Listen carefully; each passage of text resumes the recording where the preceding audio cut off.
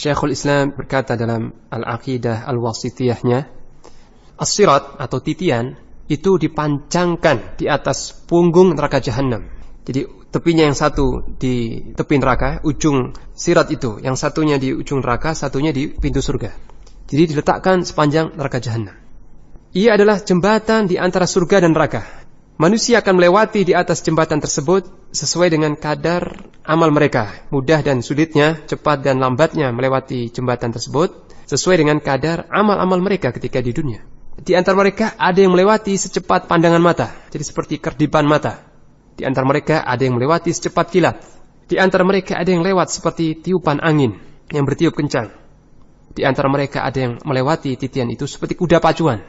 Di antara mereka ada yang melewati seperti lewatnya onta. Ada juga yang melewati seperti lewatnya orang yang berlari kencang. Dan di antara mereka ada yang berjalan seperti orang berjalan biasa. Dan ada pula yang melewatinya dengan merangkak-rangkak. Dan di antara mereka ada yang disambar, lalu dicampakkan, dilemparkan ke dalam jahannam. Na'udzubillah min dzalik. Dan sesungguhnya di sepanjang jembatan tadi atau sirat ada alat-alat pengait, itu besi-besi yang ujungnya seperti pancing. Besi-besi yang besar, yang ujungnya itu bengkok seperti pancing. Besi-besi ini akan mengait orang-orang yang berhak, yang pantas untuk dikait karena amal mereka yang buruk di dunia.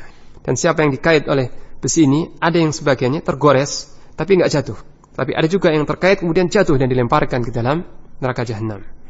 Nah, di sini Syekhul Islam rahimahullah menyebutkan suatu peristiwa besar yang akan terjadi pada hari kiamat, yaitu lewatnya seluruh manusia di atas sirat. Seluruh manusia, baik para rasul dan para nabi maupun orang-orang kafir maupun munafik, semuanya tanpa terkecuali harus melewati sirat tersebut. Tetapi sifat lewatnya manusia di atas sirat itu jauh berbeda-beda, dan perbedaan itu sesuai dengan kadar amal-amal mereka ketika di dunia. Ini peristiwa terakhir atau ujian terakhir yang harus dilewati oleh seluruh manusia untuk menyaring mana penghuni surga dan mana penghuni neraka. Jadi ini adalah suatu proses terakhir setelah dibangkitkan di padang mahsyar, setelah dibagikan kitab-kitab catatan, kemudian ditimbangnya amal-amal, kemudian dihisab, diusut, diperiksa, diperhitungkan amal-amal manusia, kemudian melewati telaga Nabi yang disebut dengan Al-Kautsar, dan sekarang ini proses terakhir, ujian yang terakhir, yaitu melewati titian di atas neraka jahanam. Maka barang siapa yang selamat, siapa yang selamat melewati titian ini, maka dia akan masuk surga. Dan siapa yang tidak selamat atau tergelincir, maka dia jatuhnya ke neraka jahanam. Dan disebutkan dalam beberapa hadis-hadis yang sahih bahwa cara lewatnya manusia di situ berbeda-beda sesuai dengan amalnya ketika di dunia. Ada yang lewatnya seperti kerdipan mata, jadi hanya satu kerdip saja sampai langsung. Ada juga yang seperti kilat, seperti angin, seperti kuda yang berlari kencang, seperti orang yang berlari, seperti orang yang berjalan, dan bahkan orang yang merangkak-rangkak. Nah, kenapa berbeda seperti itu? Nah, ini sesuai dengan kadar iman dan amal-amal saleh mereka ketika di dunia dahulu. Maka barang siapa yang ketika di dunia istiqamah, lurus di atas agama Islam, tetap istiqamah dan teguh di atas agama Islam, maka nanti ketika melewati sirat, dia tetap teguh dan mudah melewatinya. Jadi siapa yang istiqamah, tetap lurus di atas jalan Islam yang lurus ini ketika di dunia, maka dia akan berjalan dengan lempang dan mudah sekali di jalan yang nyata nanti, yaitu sirat. Dan siapa yang ketika di dunia tergelincir dari jalan Allah yang lurus, tergelincir dari jalan yang maknawi, jalan yang tidak terlihat ini, nanti ketika di akhirat dia pun akan tergelincir dari jalan yang nampak jelas, yang terlihat.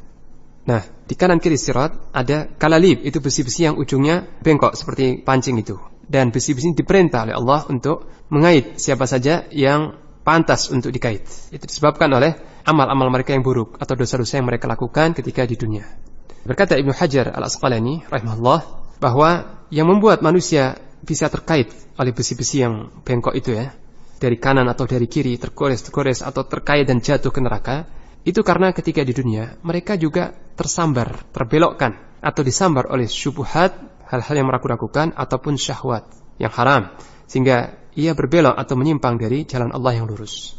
Jadi siapa yang ketika di dunia dia terkena oleh kotoran-kotoran syubhat, jadi keimanannya tidak jernih seperti para sahabat Nabi SAW, tercampuri oleh syubhat, oleh keyakinan yang batil, tercampuri oleh kesalahpahaman tentang Islam, sehingga dia tidak mengimani, tidak berakidah sebagaimana akidah dan keimanan para sahabat Nabi sallallahu alaihi wasallam, maka dia terkena virus syubhat. Atau siapa yang dalam keimanannya benar, keyakinannya dan akidahnya lurus, tidak menambah, tidak mengurangi, tapi dia tergiur oleh syahwat yang haram, oleh harta yang haram, oleh hawa nafsu yang haram, oleh kesenangan, kelezatan yang haram untuk memuaskan hawa nafsunya, maka orang yang seperti ini tidak akan selamat nanti ketika melintasi sirat di atas neraka jahanam, kecuali siapa yang telah bertaubat sebelum meninggalnya. Demikian lebih kurang yang dikatakan oleh Ibnu Hajar. Nah, Ahlus Sunnah wal Jamaah seluruhnya mengimani sirat atau titian yang dibentangkan Allah di atas neraka jahanam tersebut, dan mengimani lewatnya seluruh manusia di atas titian tersebut berdasarkan hadis-hadis yang sahih. Abu Sa'id berkata, telah sampai kepadaku bahwasanya sirat atau titian di atas neraka jahanam itu adaku minas syar, lebih lembut dari seutas rambut, wa ahaddu minas saif, dan lebih tajam dari sebilah pedang.